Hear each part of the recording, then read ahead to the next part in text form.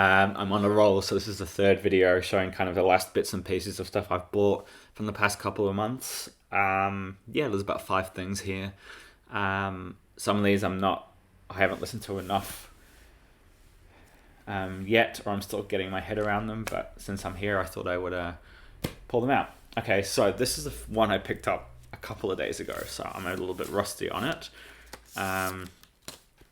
It is called Peace of Mind by Serenity.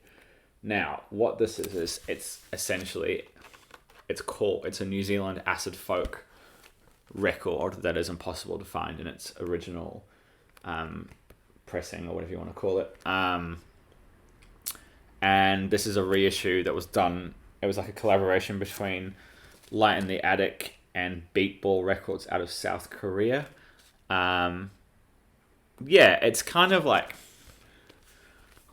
here's what I heard when I first heard it. It reminded me of like a not as good Relatively Clean Rivers. You know that record, that Relatively Clean Rivers? It's like that, but not as good. That's not a very good description. Yeah, I guess it's acid folk, but it's not acid folk. It's just folk with a bit of weirdness and some strange vocals on it. It's definitely worth a listen. It's nice to have. The description is a bit overkill. Serenity, Peace of Mind, acid folk holy grail from New Zealand. Originally released in 1972, the sole album from New Zealand trio Serenity is a folk rock masterpiece with elements of blues, psychedelic rock, and jazz interweaved. Sounding somewhat like a folk rock version of Cream, I don't believe that. This is another holy grail of acid folk, psych folk rock, with originals impossible to find. Blah, blah, blah. Anyway, I do think this is really good and really interesting, and for New Zealand, it's definitely really good and really interesting. The song Devil Man is kind of the song that will be the most catchy. Yeah, I mean, I really like this. I think maybe put it in the vein of something like Michael Chapman, something like that, and you're kind of close to what this sounds like. They've done it. It's a really nice reissue with the gatefold, and it's a really nice thick sleeve and a die cut here, and some really interesting liner notes on the inside. But yeah, this is interesting. Yeah, so Serenity from Christchurch, super interesting. So that one is that one. I need to spend more time with that today.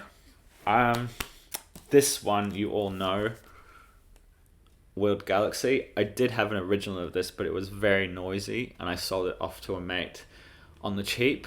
And I kind of always regretted it, but I always have to remember that it was kind of noisy. And like, I don't know how to be controversial here, but I think there's 2 amazing tracks, which is the A Love Supreme, which is the last track, and My Favorite Things is pretty interesting. But there's something that really gets me about these Alice Coltrane records is the arrangements and orchestrations sound so thin and cheesy to me, and I kind of hate them. And they're on quite a few. They're on Universal Consciousness, and I'm pretty sure Lord of Lords has them as well. And there's something about them, and this is really controversial, that I really don't like. Yeah, it's kind of that weird thin swelling sound. Like, maybe I'll put a sound clip in or something like that. So weirdly, my favorite Alice Coltrane records are a monastic trio, just because it's a trio setting and it's very minimal, and Journey in Satchitananda, because it doesn't have any of that orchestration in it. Like, I think for me that stuff kind of ruins it. So like, for me, it's a good album. It's like, the last track is amazing. The cover of Love Supreme has this really funky beat through it. It's super interesting. But yeah, this is just a modern reissue thingy. I don't really need it. But yeah, there you go. I don't know. Tell me if you think I'm crazy, or if you know what I mean. But it's just kind of, it always just sounds. She's already got strings going on and bass and some keys, and then to add this like, it always doesn't sound great to my ears. That's just me. It's obviously a personal choice. But anyway, Alice Coltrane, World Galaxy, Alice Coltrane with strings. There you go. All right, this one I picked up for $7.99, which is probably like $3 or $4 in the US. I had almost bought this full price, but a retailer here was having a sale, so I grabbed it, and I'm really glad I did. This is Tendalonius Ragas from Lahore. Obviously, I'm familiar with Tendalonius. He's had some really great releases, but this one is improvisations with Jalbi. You may know Jalbi from the release from last year, which is getting a lot of love. I think it's called Nafs at Peace. I'll put the cover up here. But yeah, this is him traveling out to Lahore in India and doing some very traditional Pakistani rhythms. But what's really interesting about this is they kind of add some really nice little touches of reverb, almost like not dubby sounds, but like just some really nice little touches of reverb. And they've done some really minor work in the studio afterwards just to make things sound a little, I don't know how to describe it, not modern, but yeah, it's really, really beautiful. I really like this record.